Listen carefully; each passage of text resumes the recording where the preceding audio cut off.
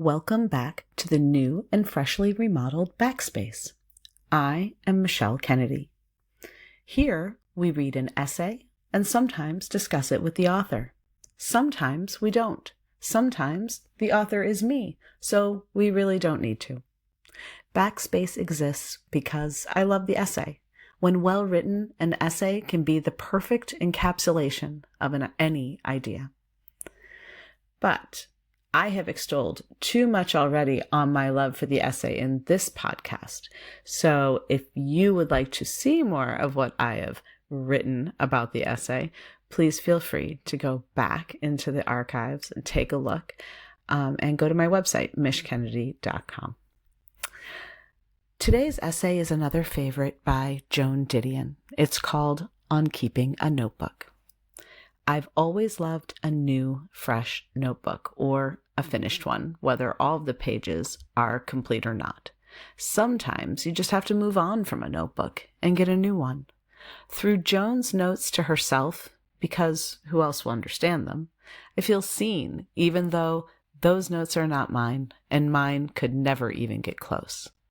My notes and notebooks are much less fantastical than Joan's most of the time. A funny play on words, a quick joke I think might make an interesting set one day, something one of my kids said, something someone else's kid said. Sometimes I never see these bits again, but I always feel better for having written them down. I always knew that other writers must feel this compulsion, but to have it so accurately and wonderfully described, like Joan does in this essay, is just too delightful for even an old invisible writer woman like myself. And so, welcome back to Backspace, formerly known as Real Quick, and here is Joan Didion.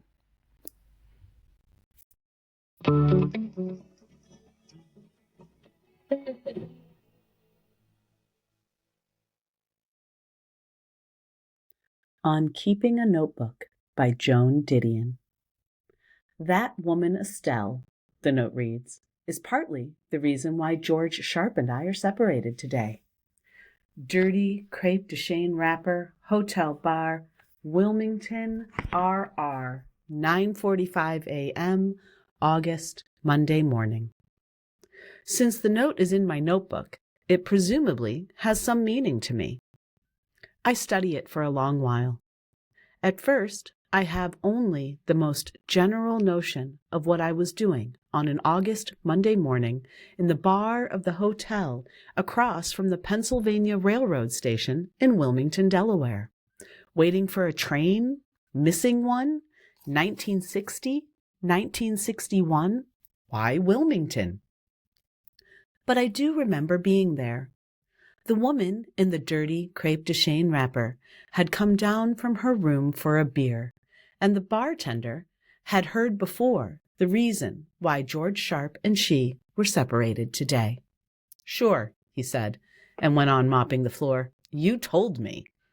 At the other end of the bar is a girl. She is talking, pointedly, not to the man beside her, but to a cat lying in the triangle of sunlight cast through the open door. She is wearing a plaid silk dress from peck and peck, and the hem is coming down. Here is what it is. The girl has been on the Eastern Shore, and now she is going back to the city, leaving the man beside her, and all she can see ahead are the vicious summer sidewalks and the 3 a.m. long-distance calls that will make her lie awake and then sleep drugged through all the steaming mornings left in August. 1960? 1961? Because she must go directly from the train to lunch in New York, she wishes that she had a safety pin for the hem of the plaid silk dress, and she also wishes that she could forget about the hem and the lunch and stay in the cool bar that smells of disinfectant and malt and make friends with the woman in the crepe de chine wrapper. She is afflicted by a little self-pity, and she wants to compare Estelle's. That is what that was all about. Why did I write it down? In order to remember, of course, but exactly what was it I wanted to remember? How much of it actually happened? Did any of it? Why do I keep a notebook at all? It is easy to deceive oneself on all these scores. The impulse to write things down is a peculiarly compulsive one, inexplicable to those who do not share it, useful only accidentally, only secondarily, in the way that any compulsion tries to justify itself. I suppose that it begins, or does not begin, in the cradle. Although I have felt compelled to write things down since I was 5 years old, I doubt that my daughter ever will, for she is a singularly blessed and accepting child, delighted with life exactly as life presents itself to her. Unafraid to go to sleep and unafraid to wake up. Keepers of private notebooks are a different breed altogether. Lonely and resistant rearrangers of things, anxious malcontents, children afflicted apparently at birth with some presentiment of loss. My first notebook was a Big 5 tablet given to me by my mother with the sensible suggestion that I stop whining and learn to amuse myself by writing down my thoughts. She returned the tablet to me a few years ago. The first entry is an account of a woman who believed herself to be freezing to death in the Arctic night, only to find when day broke that she had stumbled onto the Sahara Desert, where she would die of the heat before lunch. I have no idea what turn of a 5-year-old's mind could have prompted so insistently ironic and exotic a story, but it does reveal a certain predilection for the extreme which has dogged me into adult life. Perhaps if I were analytically inclined, I would find it a truer story than any I might have told about Donald Johnson's birthday party or the day my cousin Brenda put kitty litter in the aquarium. So the point of my keeping a notebook has never been, nor is it now, to have an accurate, factual record of what I have been doing or thinking. That would be a different impulse entirely, an instinct for reality which I sometimes envy but do not possess. At no point have I ever been able successfully to keep a diary. My approach to daily life ranges from the grossly negligent to the merely absent, and on those few occasions when I have tried dutifully to record a day's events, boredom has so overcome me that the results are mysterious at best. What is this business about shopping, typing peace, dinner with E, depressed? Shopping for what? Typing what piece? Who is E? Was this E depressed, or was I? Who cares? In fact, I have abandoned altogether that kind of pointless entry. Instead, I tell what some would call lies. That's simply not true, the members of my family frequently tell me when they come up against my memory of a shared event. The party was not for you. The spider was not a black widow. It wasn't that way at all. Very likely they are right, for not only have I always had trouble distinguishing between what happened and what merely might have happened, but I remain unconvinced that the distinction, for my purposes, matters. The cracked crab that I recall having for lunch the day my father came home from Detroit in 1945 must certainly be embroidery, worked into the day's pattern to lend verisimilitude. I was 10 years old and would not now remember the cracked crab.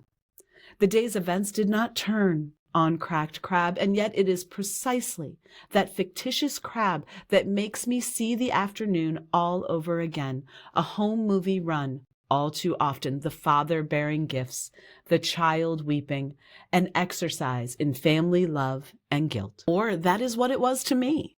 Similarly, perhaps it never did snow that August in Vermont. Perhaps there never were flurries in the night wind, and maybe no one else felt the ground hardening and summer already dead, even as we pretended to bask in it.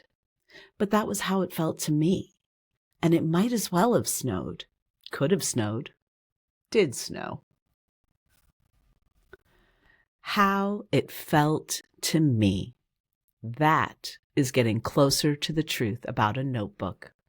I sometimes delude myself about why I keep a notebook. Imagine that some thrifty virtue derives from preserving everything observed.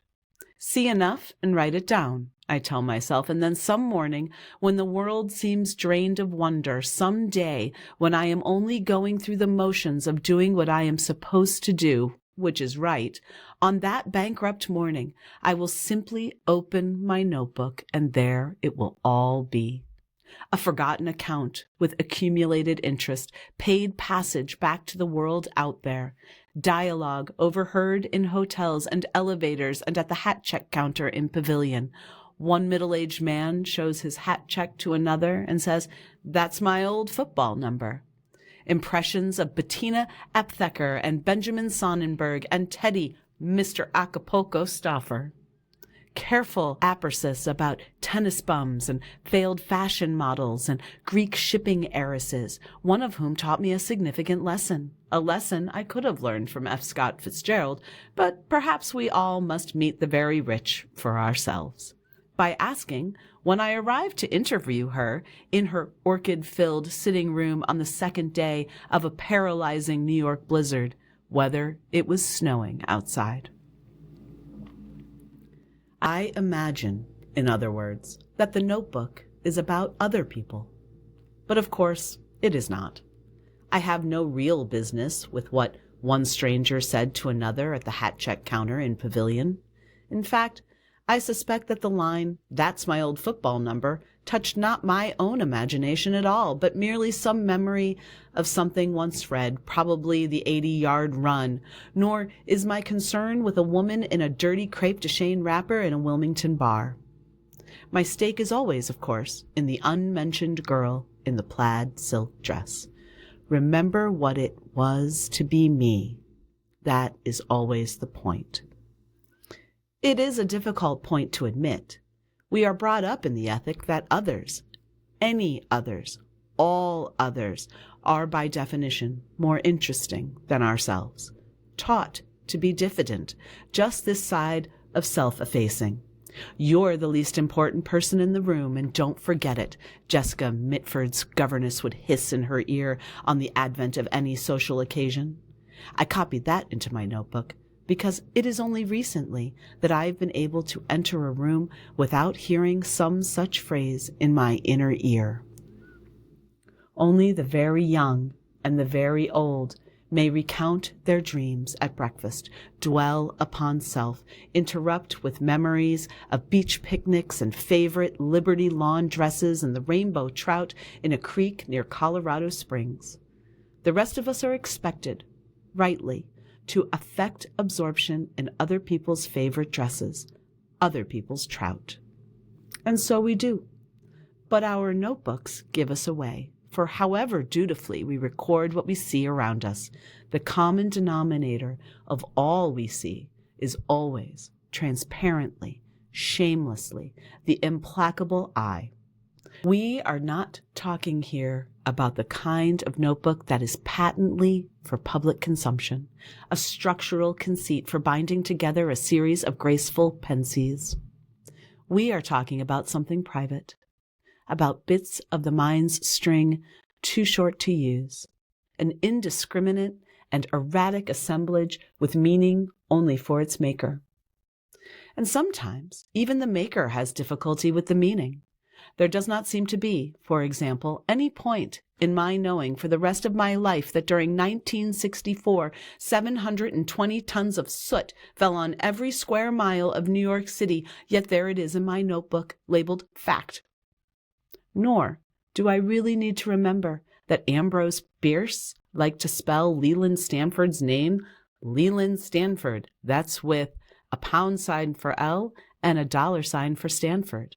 Or that smart women almost always wear black in Cuba, a fashion hint without much potential for practical application.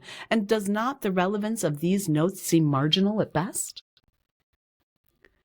In the basement museum of the Inyo County Courthouse in Independence, California, sign pinned to a mandarin coat. This mandarin coat was often worn by Mrs. Minnie S. Brooks when giving lectures on her teapot collection. Redhead getting out of car in front of Beverly Wilshire Hotel, chinchilla stole, Vuitton bags with tags reading Mrs. Lou Fox, Hotel Sahara, Vegas. Well, Perhaps not entirely marginal. As a matter of fact, Mrs. Minnie S. Brooks and her mandarin coat pull me back into my own childhood. For although I never knew Mrs. Brooks and did not visit Inyo County until I was 30, I grew up in just such a world, in houses cluttered with Indian relics and bits of gold ore and ambergris and the souvenirs my Aunt Mercy Farnsworth brought back from the Orient. It is a long way from that world to Mrs. Lou Fox's world, where we all live now. And is it not just as well to remember that? Might not Mrs. Minnie S. Brooks help me to remember what I am?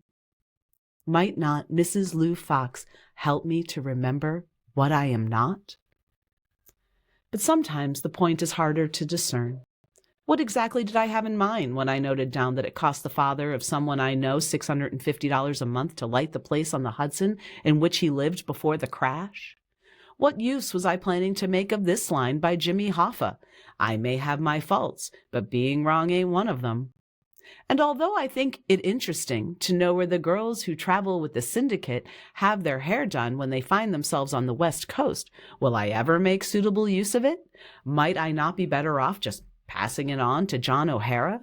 What is a recipe for sauerkraut doing in my notebook? What kind of magpie keeps this notebook? He was born the night the Titanic went down. That seems a nice enough line, and I even recall who said it.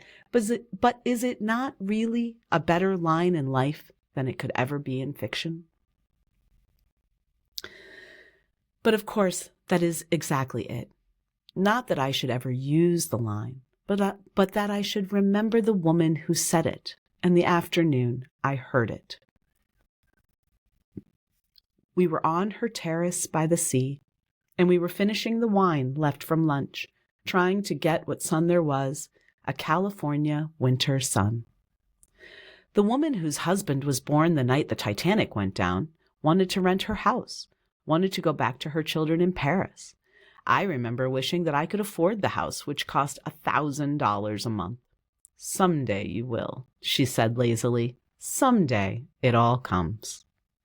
There in the sun on her terrace, it seemed easy to believe in someday. But later, I had a low-grade afternoon hangover and ran over a black snake on the way to the supermarket and was flooded with inexplicable fear when I heard the checkout clerk explaining to the man ahead of me why she was finally divorcing her husband. He left me no choice, she said over and over as she punched the register. He has a little 7-month-old baby by her. He left me no choice. I would like to believe that my dread then was for the human condition, but of course it was for me, because I wanted a baby and did not then have one, and because I wanted to own the house that cost $1,000 a month to rent, and because I had a hangover. It all comes back. Perhaps it is difficult to see the value in having one's self back in that kind of mood, but I do see it. I think we are well advised to keep on nodding terms with the people we used to be, whether we find them attractive company or not. Otherwise, they turn up unannounced and surprise us, come hammering on the mind's door at 4 a.m. of a bad night and demand to know who deserted them, who betrayed them, who is going to make amends. We forget all too soon the things we thought we could never forget. We forget the loves and the betrayals alike. Forget what we whispered and what we screamed. Forget who we were. I have already lost touch with a couple of people I used to be. One of them, a 17-year-old, presents little threat, although it would be of some interest to me to know again what it feels like to sit on a river levee, drinking vodka and orange juice, and listening to Les Paul and Mary Ford and their echoes sing How High the Moon on the car radio. You see, I still have the scenes, but I no longer perceived myself among those present, no longer could even improvise the dialogue. The other one, a 23-year-old, bothers me more. She was always a good deal of trouble, and I suspect she will reappear when I least want to see her. Skirts too long, shy to the point of aggravation, always the injured party, full of recriminations and little hurts and stories I do not want to hear again. At once saddening me and angering me with her vulnerability and ignorance and apparition, all the more insistent for being so long banished. It is a good idea, then, to keep in touch. And I suppose that keeping in touch is what notebooks are all about. And we are all on our own when it comes to keeping those lines open to ourselves. Your notebook will never help me, nor mine you.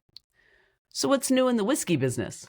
What could that possibly mean to you? To me, it means a blonde in a Poochie bathing suit sitting with a couple of fat men by the pool at the Beverly Hills Hotel.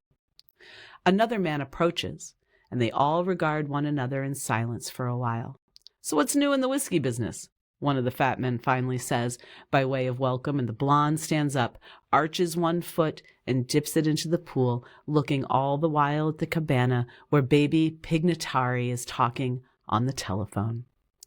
That is all there is to that, except that several years later, I saw the blonde coming out of Saks Fifth Avenue in New York with her California complexion and a voluminous mink coat. In the harsh wind that day, she looked old and irrevocably tired to me, and even the skins in the mink coat were not worked the way they were doing them that year, not the way she would have wanted them done. And there is the point to the story. For a while after that, I did not like to look in the mirror, and my eyes would skim the newspapers and pick out only the deaths, the cancer victims, the premature coronaries, the suicides. And I stopped riding the Lexington Avenue IRT because I noticed for the first time that all the strangers I had seen for years, the man with the seeing eye dog, the spinster who read the classified pages every day, the fat girl who always got off with me at Grand Central, looked older than they once had. It all comes back. Even that recipe for sauerkraut, even that brings it back. I was on Fire Island when I first made that sauerkraut. And it was raining, and we drank a lot of bourbon and ate the sauerkraut and went to bed at 10, and I listened to the rain and the Atlantic and felt safe. I made the sauerkraut again last night, and it did not make me feel any safer, but that is, as they say, another story. This essay was written in 1966, published in Slouching Towards Bethlehem, and I am really deeply affected by it, because Joan is right. My notebook won't mean anything to you, and your notebook might not mean anything to me. Reminds me a lot of a Star Trek episode called Darmok. If anybody out there is a Trekkie. Darmok is about two cultures, of course, the Starfleet human version and another, who try to communicate, but the other alien cultures, their language is through metaphor. So when the character says Darmok and Jalad at Tanagra, they are talking about a very personal story that they know through their culture. It would be like, as they say in the show, me saying Romeo to Juliet on her balcony. Now, I know what that means, and you know what that means, because Shakespeare is really integral in our education and culture. But someone from another planet might not know that. And I think that's a little bit what this feels like to me, that Joan's notebook wouldn't mean the same to me. I don't know what the stories are. My notebook, which is rife with work things and writing things, also has notes that wouldn't mean anything to anybody else. But that's the great thing about writing, isn't it? That she can communicate those things to us. Now I kind of know what's in her notebook. And sometimes when I write my books and my essays, you get to know what's in mine. Thank you for joining us today on Backspace. I'm really grateful that you came. If you've come back, thank you for doing that. As my father always said, any day that you wake up on the right side of the dirt is a good day. And today was a pretty good day. I hope you'll come back. I hope you'll contribute an essay should you want to. And I'll hope you'll go back and listen to some of the others that we've done. They have been really interesting. I've learned a lot just reading them again and again. And you can read them instead of listen to them at my website, mishkennedy.com. All of the Backspace essays are printed there. Thank you again. Have a great whenever you are.